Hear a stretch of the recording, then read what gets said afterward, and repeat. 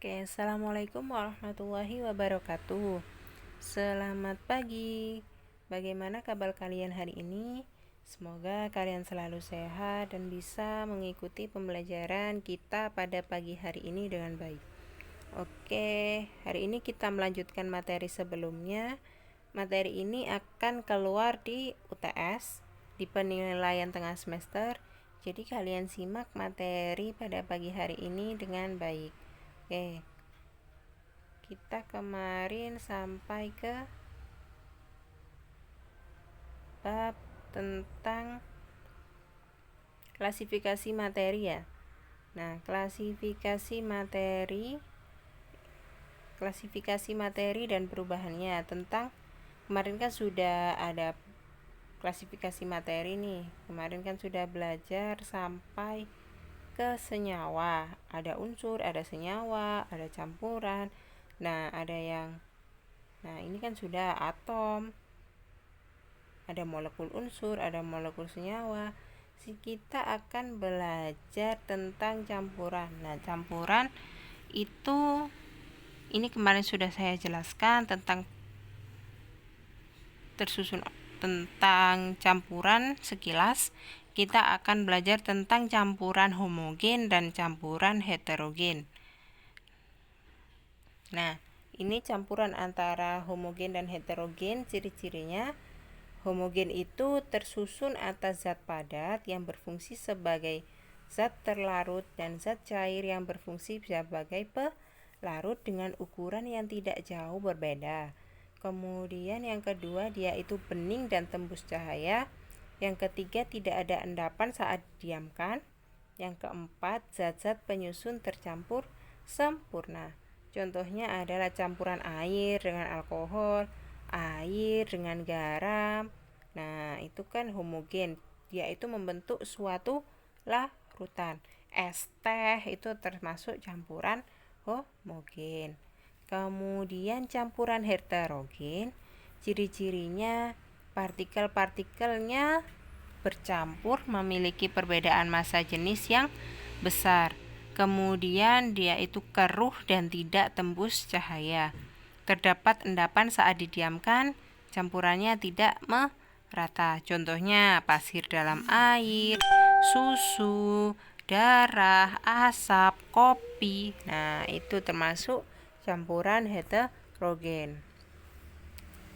Kemudian di campuran di suatu larutan ada sifat asam, basa, dan garam. Nah, sifat asam itu yang pertama rasanya masam. Kemudian bersifat korosif atau pengkaratan. Kemudian dia itu memerahkan kertas lakmus biru. Jadi kalau kertas lakmus biru itu berubah jadi merah, itu dia pasti bersifat asam. Kalau lakmus biru itu menjadi warna biru atau tetap biru, berarti dia larutan basa. Atau lakmus merah menjadi biru, berarti itu larutan basa.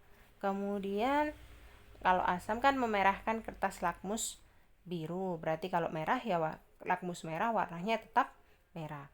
Kemudian dia menghasilkan ion H+ ya saat dilarutkan dalam air dan memiliki pH itu derajat keasaman kurang dari 7. Contohnya adalah HCl, HNO3 dan H2SO4.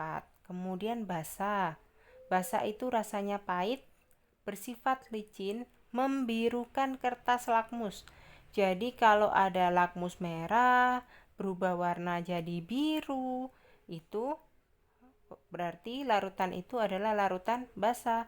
Dan biru warnanya tetap biru itu merupakan larutan bersifat basa. Nah, pokoknya kalau asam itu 2 kertas lakmus merah dan lakmus biru itu jadi merah. Kalau basa 2 kertas lakmus biru 2 kertas lakmus merah biru itu menjadi warna biru keduanya. Nah, di basa memiliki pH lebih dari 7. Contohnya adalah NaOH, KOH, dan MgEOH2.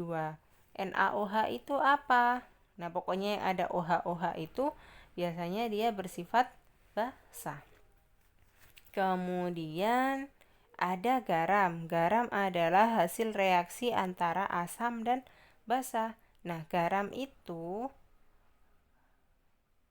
sifat garam itu bermacam-macam, yaitu asam, basa, dan netral. Nah, biasanya untuk garam ini kita sebut dengan netral, yaitu pH-nya itu 7. Nah, di garam itu untuk kertas lakmus biasanya, jadi lakmus merah itu tidak akan berubah warna menjadi biru. Biasanya lakmus merah akan tetap merah dan lakmus biru akan tetap biru. Itu merupakan larutan garam. Kalau tadi kan asam kan larutannya kertas lakmus merah jadi merah, biru jadi merah. Nah, kalau basa, merah jadi biru, biru tetap biru. Nah, kalau garam, merah tetap merah, biru tetap biru, jadi tidak ada perubahan. Itu adalah larutan yang bersifat garam. Oke, pH-nya adalah 7. Jadi dia itu netral. Nah, kemudian ada indikator asam basa yang lain, ada indikator alami, buatan, universal yaitu kertas lakmus, dan pH meter. Indikator alami itu seperti bunga sepatu, kol, ungu, kunyit, dan bunga mawar. Indikator buatan itu metil merah dan fenolftalin. Kemudian indikator universal yaitu yang biasa kita gunakan, kertas merah dan biru. Kertas lakmus merah dan biru maksud saya. Kemudian ada pH meter. Nah, ini ada di buku kalian, buku yang sudah kalian ambil dari sekolah. Ini di bab klasifikasi materi, bab campuran larutan. Di situ ada asam basa, kalian bisa lihat di buku kalian. Oke, kemudian masuk ke pemisahan campuran. Pemisahan campuran itu ada 7. Ada filtrasi, ada sentrifugasi, ada distilasi, ada kromatografi, ada sublimasi, ada evaporasi atau penguapan, dan ada atraksi magnetik. Nah, untuk filtrasi itu ya filter apa? Penyaringan. Filtrasi itu digunakan memisahkan zat-zat yang bercampur dalam campuran heterogen, berarti yang partikelnya besar yang tidak bercampur jadi satu. Nah, contohnya air dan pasir bisa disaring biasa. Nah, itu adalah filtrasi, filter, penyaringan. Kemudian ada sentrifugasi. Sentrifugasi adalah metode pemisahan untuk memisahkan padatan sangat halus dengan jumlah campuran sedikit dalam campuran heterogen. Jadi masih heterogen, tapi campuran padatannya itu sangat halus dan campurannya itu sedikit sekali. Contohnya adalah sel darah merah yang dipisahkan dari plasma darah. Kemudian distilasi atau penyulingan. Pernah kan dengar istilah penyulingan? Nah, penyulingan itu proses pemisahan zat cair dari campurannya berdasarkan perbedaan titik didih itu panas zat yang bercampur, sehingga saat menguap setiap zat akan terpisah. Jadi contohnya penyulingan itu biasanya untuk aromaterapi, itu adalah penyulingan. Contohnya adalah memisahkan aseton dengan air. Penyulingan tentang aromaterapi itu termasuk.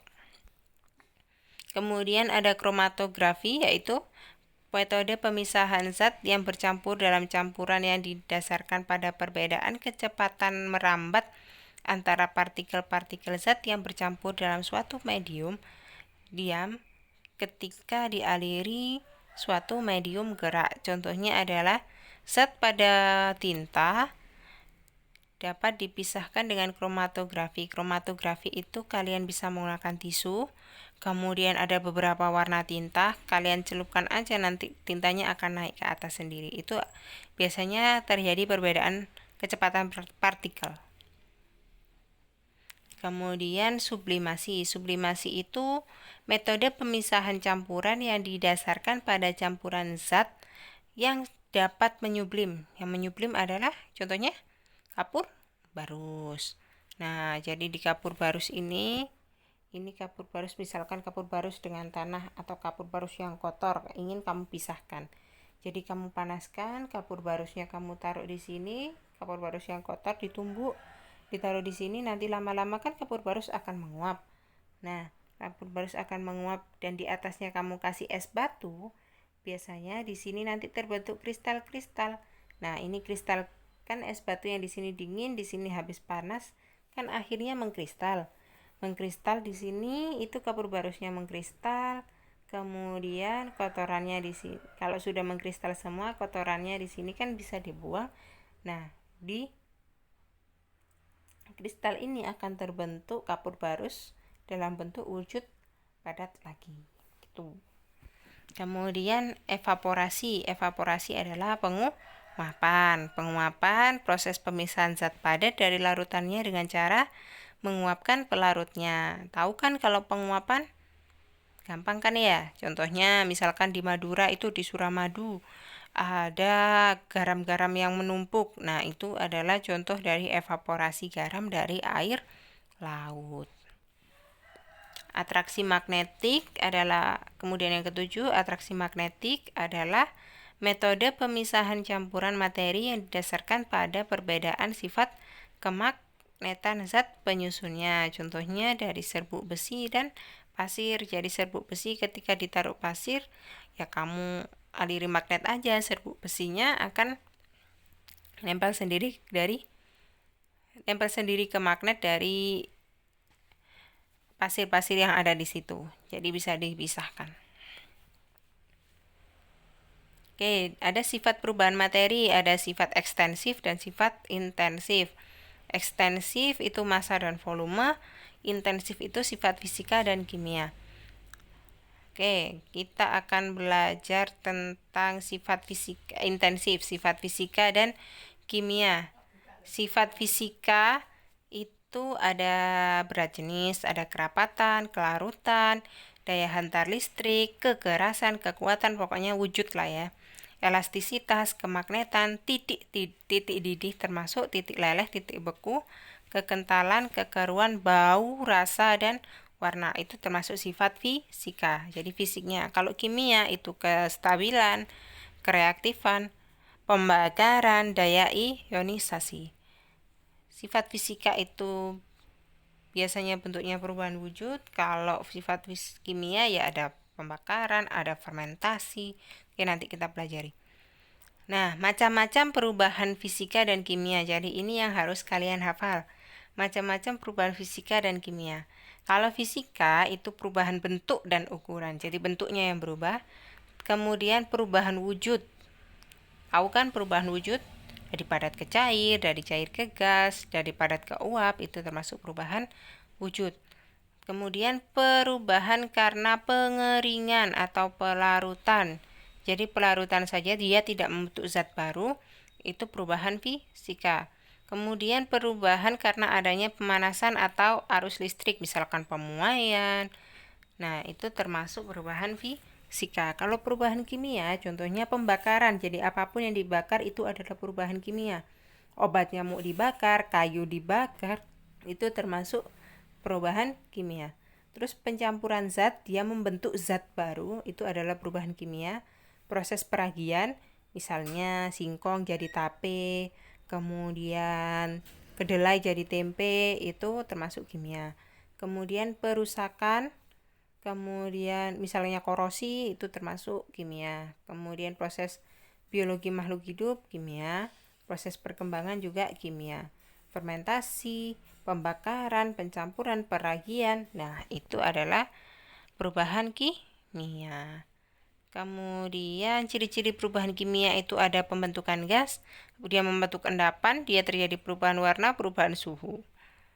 Oke, sudah. Sekian dulu pembelajaran kita pada pagi hari ini. Kalian jangan lupa mengerjakan tugas yang ada di Google Classroom. Semoga pembelajaran kali ini bermanfaat, dan apabila kalian kurang jelas dengan penjelasan yang ada di video ini, maka kalian bisa menggunakan chat yang ada di grup WhatsApp. Kalian bisa bertanya kepada saya. Terima kasih. Sekian. Wassalamualaikum warahmatullahi wabarakatuh. Dan jangan lupa kalian yang belum mengerjakan tugas ya, segera dikerjakan, segera dilengkapi, karena habis ini kita melaksanakan penilaian tengah semester. Materi penilaian tengah semester mulai bab awal pengukuran sampai bab yang ketiga ini, yaitu bab klasifikasi materi sampai yang campuran ini tadi. sifat asam basa, kemudian sifat fisika kimia. Oke, terima kasih. Selamat pagi.